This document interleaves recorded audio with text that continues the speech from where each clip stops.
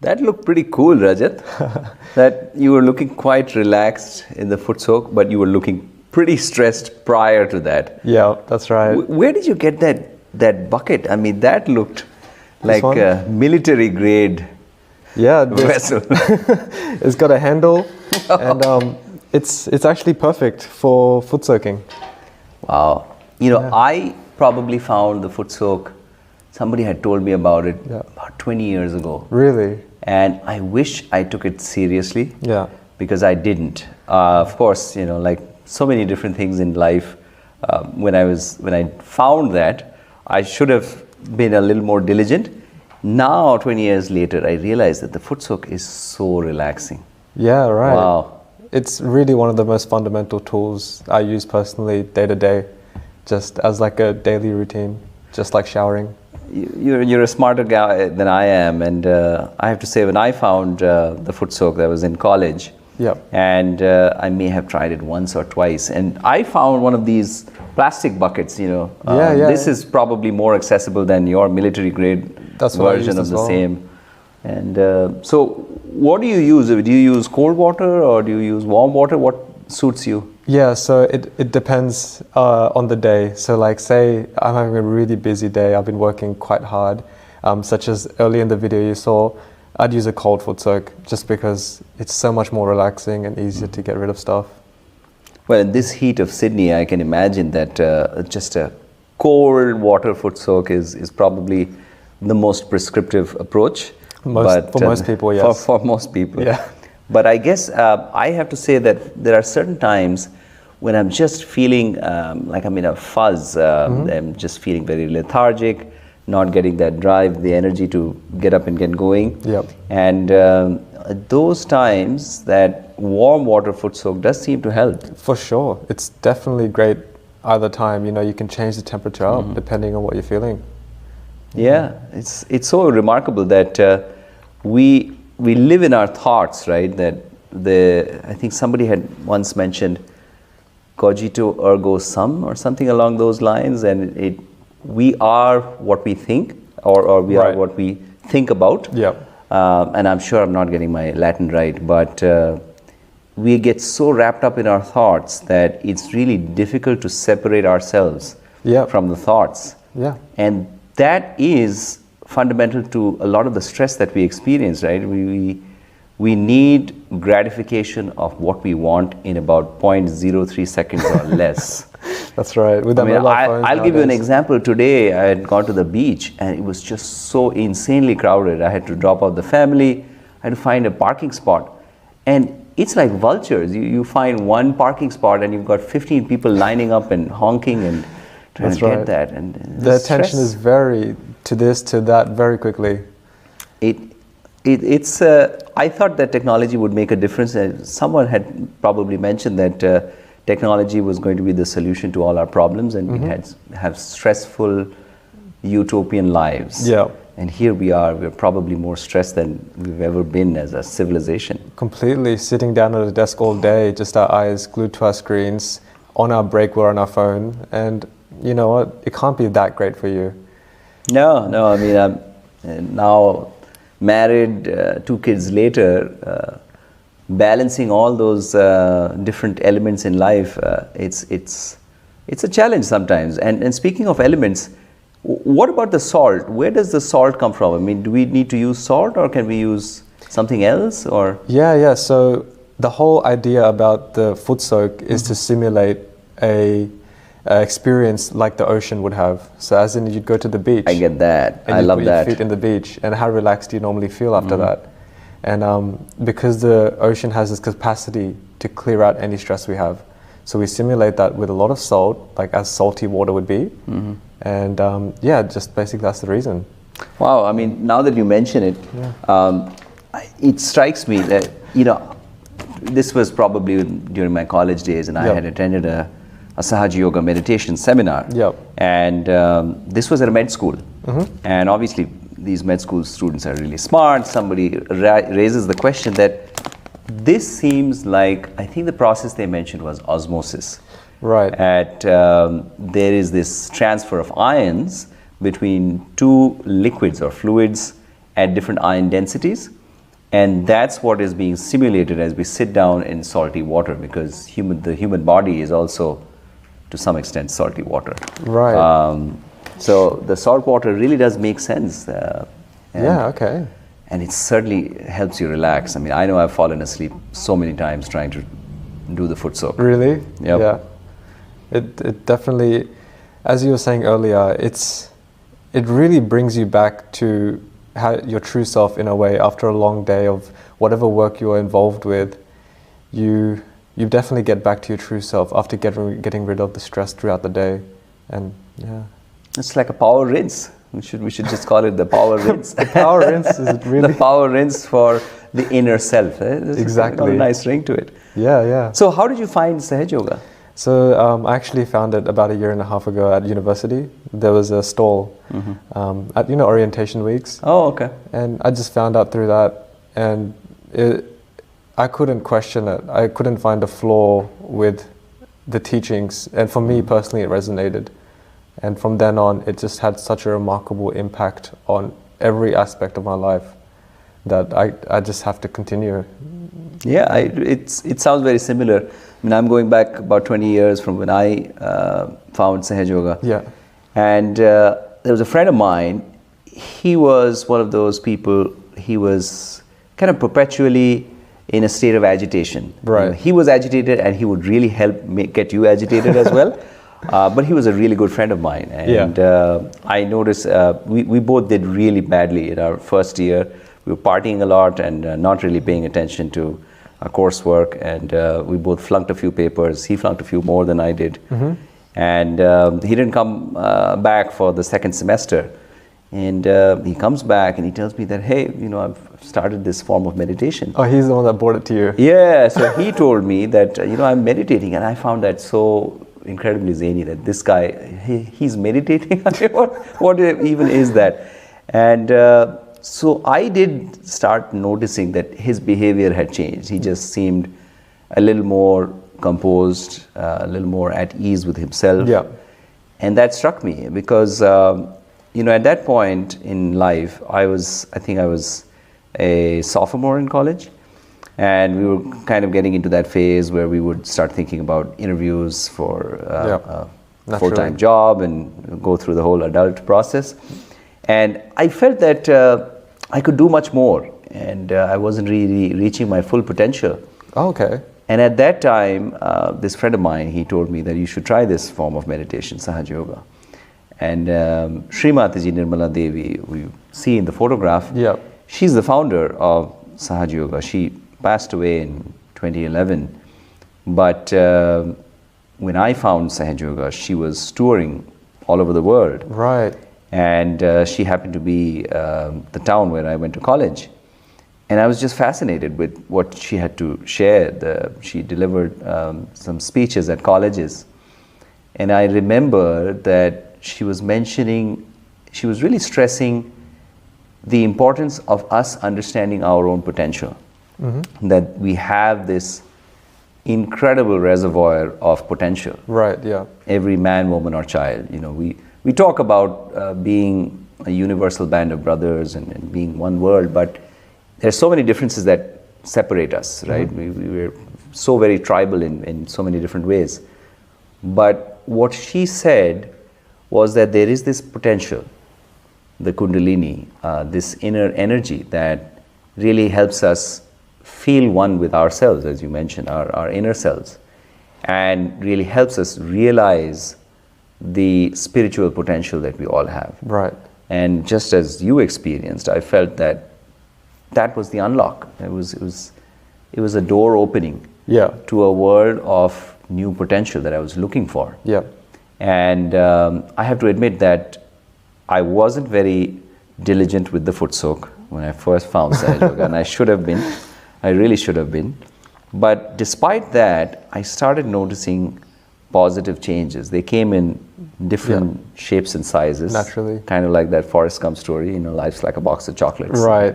I found these little candies and chocolates along the way that were really endearing, enticing, and interesting. Yeah, do you mind naming some? What did you find? Well, for starters, I found that I was doing a lot better at college. Yeah, I can attest to that too. I went to an engineering program, and we would like to say that if you can get through mechanical engineering, the mechanical engineering program, you can probably get through most other endeavors. And it was seeming like that, because my first year was a nightmare. Yeah. But from the time I started meditating, it got a lot better. Right, awesome. And then I think on a broader scale, I started attending some of the speeches and events that she arranged, and I started talking to other practitioners of the meditation. And it was a gradual unraveling of that process. And most importantly, I really felt that drive to discover more about myself and how much more I could do personally at different levels, how much more creative I could be, or if I could be part of something bigger than myself. And that magic started to make sense through meditation. But it all does need, the glue of it all is meditation. Right. And we should probably listen to a few words about how Srimataji described the foot soak, because I found that the foot soak is such an enabler for this magical process. Yeah, definitely. Now you put both the hands towards the photograph and feet in the water with a little salt. You can have little hot water, cold water, or warm water according to the need. Suppose you are suffering from cold, better to take a warm water. Put a little salt in. Put your hands towards the photograph. You'll be amazed that the whole trouble will go away into the water.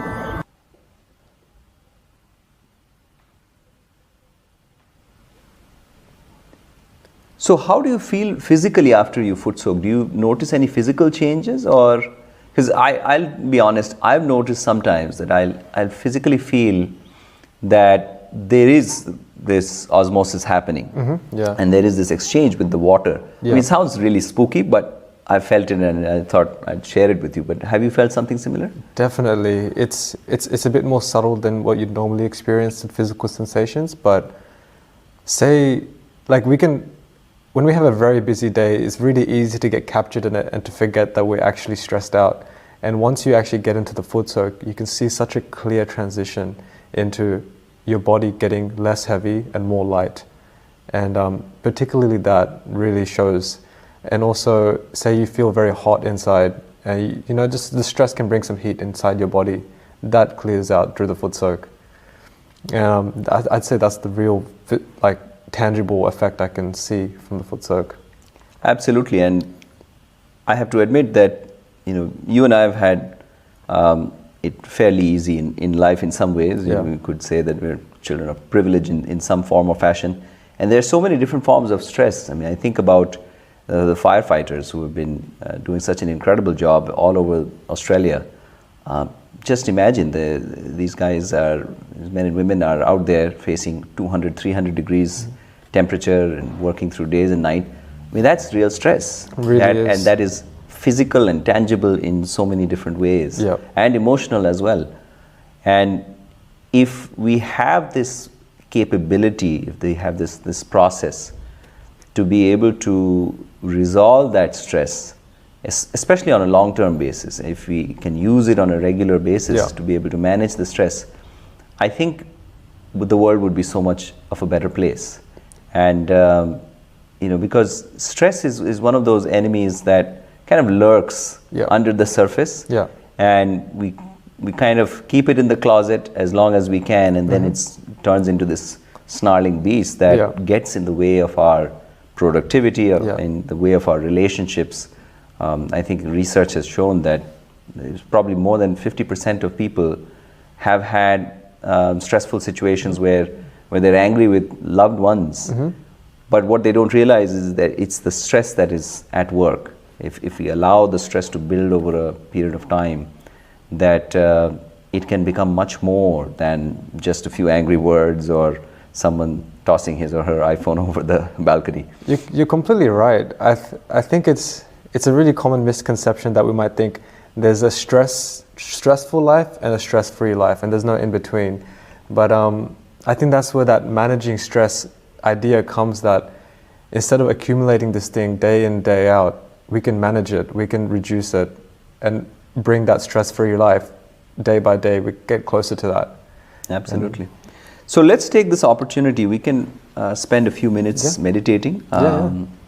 It's been a great Sunday, and I find no better reason to meditate than to draw conclusion to a beautiful Sunday.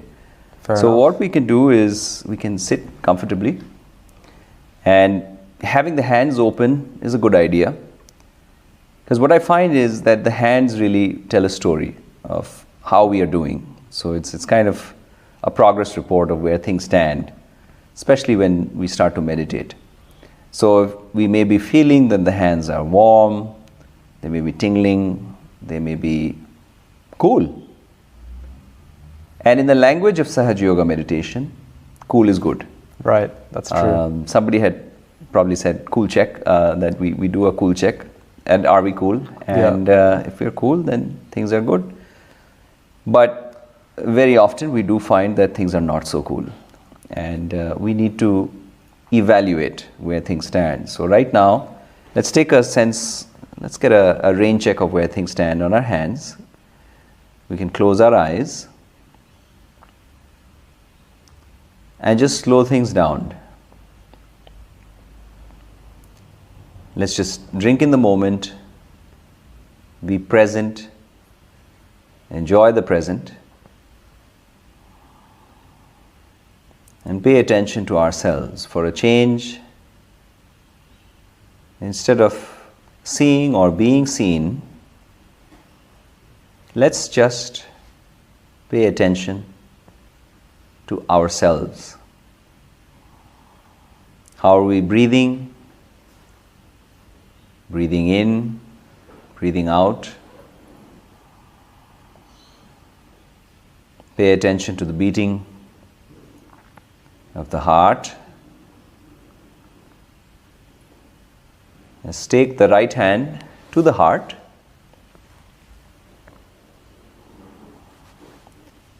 And just feel the beating of this heart.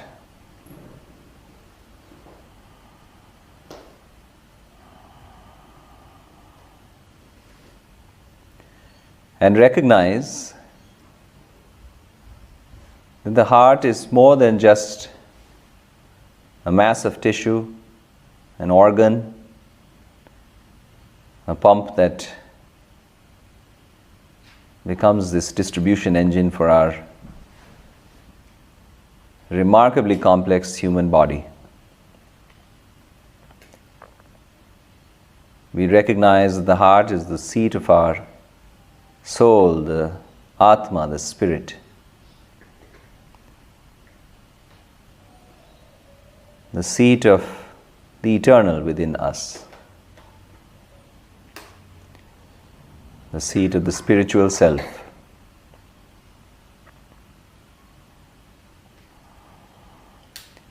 A reflection of the consciousness that is universal, that pervades through every living cell, through the waters of the Pacific, the Atlantic, and swirls as cosmic dust.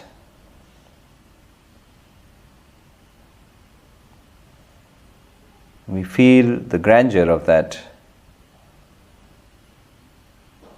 universal consciousness in our spirit that resides within this heart, lies asleep until we want to know, and I want to know, the true spiritual reality that helps me go beyond this mind, the continuous stream of thoughts, emotions, some bad, some good, some ugly, that allows us to rise beyond this body, this mind, our age, gender, nationality, our demographics.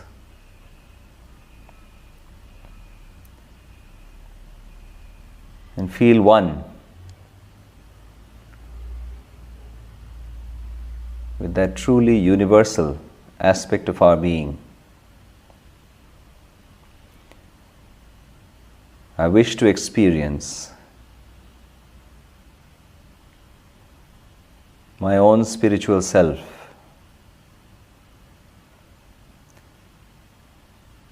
knowing that I am not truly bound by this body, this mind, and all these thoughts that cause me stress and anxiety, sadness, and even depression. I wish to experience the joy of my Atma.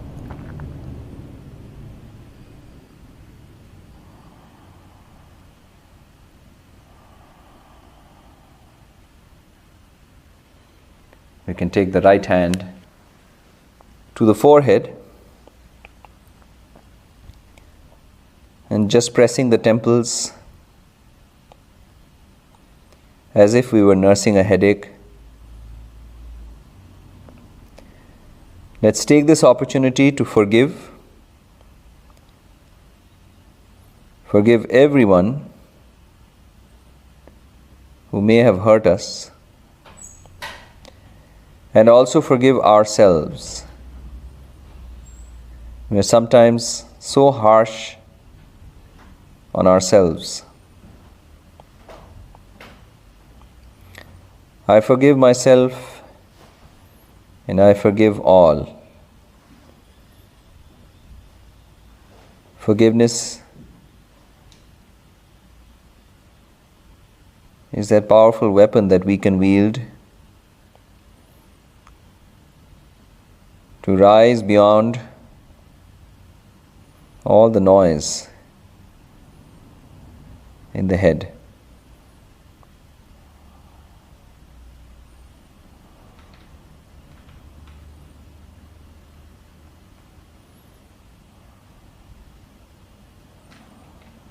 It's not important to remember all those who may have caused us anguish or hurt.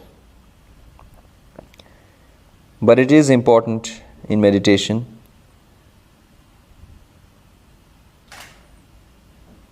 to be true to the heart and truly forgive and let go of all those memories, all the anger that we may be capturing inside us. It's time to let go, free ourselves of all these negative emotions. And we can take the right hand to the crown of the head and just press down on the crown of the head and massage the skin of the scalp with firm, gentle, clockwise motion. Describe 7 circles that signify the spiral motion of this energy through our being. And we affirm to ourselves our gratitude to Shri Mataji for making this knowledge available to all of us. And it is also time for us to express that desire to experience self-realization. Our first experience with reality. As this inner spiritual energy, the Kundalini, courses through our nervous system and emerges from the crown of the head, we feel this silence growing within us, a deep sense of relaxation, and a cool flow of energy that defies gravity and flows upwards, uniting with the universal unconscious and enabling us to feel a deep, enriching silence. A silence that allows us to heal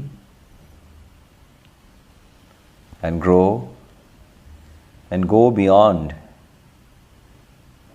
some of our most challenging thoughts and stresses and fears, and help us realize that we are resilient beyond what our thoughts would have us believe.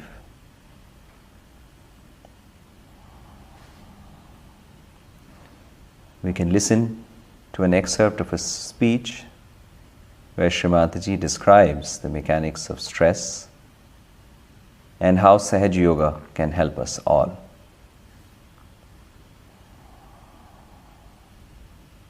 But the tradition was that one person would give realization to only one person. If I have done anything you think worth mentioning, it is that I tried to find out a way of giving collective realization, collective happiness. That's what was my humble contribution, and by which I find thousands of people have got their realization. Now, what is the realization? It is that if you see at the base of the spinal cord is a triangular bone called as sacrum. It is called sacrum because it's a sacred bone, and the Greeks knew about it, that it's a sacred bone. And according to our Shastras and also many other prophecies, there resides a power within us, our own power, your own power, called as Kundalini. It's called Kundalini because it is in 3.5 coils. Coils are called Kundal, that's why it is the Kundalini. Now, this power is your own. It's in every human being. And if it is awakened, it passes through 6 centers, piercing through the top of the head, which we call as the Brahmarandre in the Sanskrit language and the fontanelle area in the English language. It passes through that soft bone which was there in the childhood, and you just start feeling the cool breeze coming out of your head and the cool breeze coming onto your fingertips. It happens. It's an experience, and for which you cannot pay. You cannot. I may go on telling you lots of stories, this, that won't work. It has to happen. The Kundalini has to rise and has to pierce through fontanelle area. Otherwise, it's no use. It's just words, some sermon or something like that. So, this happening is very easy in this Kali Yuga. This is really remarkable because maybe because of Kali Yuga, people are fed up of the things going on and all kinds of things working out. Now what does it do? It passes through 6 centers. 6 centers, these are meant for our physical, mental and emotional being, and also for our spiritual being. So when it passes through these 6 centers, it nourishes those centers. It integrates all these centers. And ultimately it passes through this and enters into the all-pervading power of divine love. It's called as Paramachaitan. You may call it as all-pervading power of divine love or anything, but names make no difference. There is a very subtle power around us which looks after us, which guides us, which helps us, which is the torsion area. Now, by doing that, what happens? That you become knowledgeable of the absolute truth. Absolute. Whatever you know is absolute, is nothing to doubt, nothing can be challenged. For example, it starts flowing through your fingertips. Starts flowing through your fingertips, and you can feel it on your fingertips, your centers. Now these are 5, 6 and 7 centers, 5, 6 and 7 centers. I'm not going to tell you all the details now, but when you start feeling these whole sensation, Adi Shankaracharya has called it as Spand, then you feel the truth, the real truth. For example, supposing in your office you get somebody who is a cheat, very well dressed, speaks English very well, very well behaved. How will you make him out? You just have to put your hands under your table and see for yourself. Immediately you'll get some sort of a burning sensation, or you might feel some sort of a, they call needle and pins, like that. That kind of a feeling you might get. Then you will also know what centers is catching on your fingertips. This is the absolute knowledge about everything. It's not question of only knowing who is a bad or a good person, but also of diseases. Supposing you have some disease, you will feel it on your fingertips. On your fingertips you will feel it. You will know this is your disease, and if you know how to cure them, you can cure others also. Because you become one with the whole. It's a very collective personality you develop. Who is the other after all? We are all one. But only trouble is we are separated because of this ignorance. Once this works out, so many things drop out from us. This is the right side I am telling you about, but also the conditionings are very much working out in us. In our reaction, there are 2 things that work out. One is the right side, another the left side, and the left side is all the conditioning as you see them. These conditionings come to us through our childhood, through our family, through our country, through our reading, this, that, all kinds of things they come up. But also, family upbringing is very important. Because according to our Shastras, there are 6 enemies, we have got 6. Now these 6 enemies are what? So Kama, Krodha, Mada, Matsara, Lobha, Moha. Kama is what you can call sexual urge. Krodha is anger. Krishna has denounced anger. But all right-sided people are hot-tempered. They don't want to be, but they are. And when they lose their temper, then they feel bad also. Not that they want to lose it, but they just lose it. Now, this one drops out.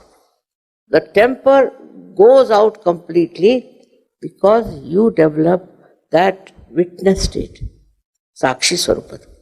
With that witness state, you just see everything. You don't lose temper. You just see it. That is one thing drops out very well. Mother is false pride. That we have. I know IAS officers and their wives. They have that false pride. Not everyone, but some of them do they have. I have very funny experiences of that. Okay, so that was a pretty insightful talk by Shrimataji and a very nice meditation just then we had. And if anyone needs more information about this stream, we can visit www.freemeditation.com.au, and there's quite a lot of information about Sahaja What's Yoga. that website again? freemeditation.com. Okay. Yeah, .com.au. And there's a lot of extra information that's perfect for someone just starting out in Sahaja Yoga, trying this meditation. Awesome. Yeah. Been a pleasure.